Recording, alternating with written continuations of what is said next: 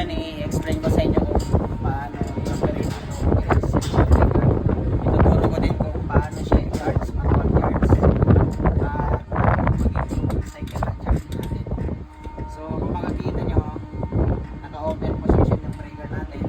So para ma-close natin siya, may green. So green sa green, so close natin. So naka-close siya.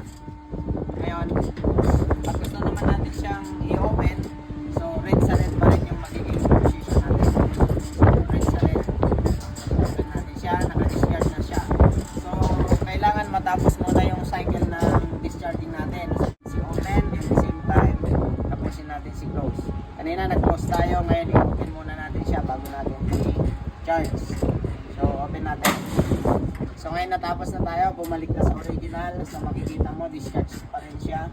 So doon na tayo mag-manual charge. Para mag-manual charge siya, isagad mo lang. Yan, lumagotok. 1, 2, 3, 4, 5. 5 counts. So makikita mo siya, naka-charge na, ready to close ka na ulit. So ganun lang yung procedure, ulitin natin. So open, so i-close natin siya, naka-open siya. Yung nakapahalang na symbol na yan is for engagement or close, para sa close yung hand. Tapos red sa red, naka-close siya, kailangan natin i-open. Itong symbol na 0 pertains to opening command.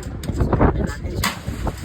And then dahil natapos na natin, back to original, discharge, manual charge, 1, 2, 3, 4, 5.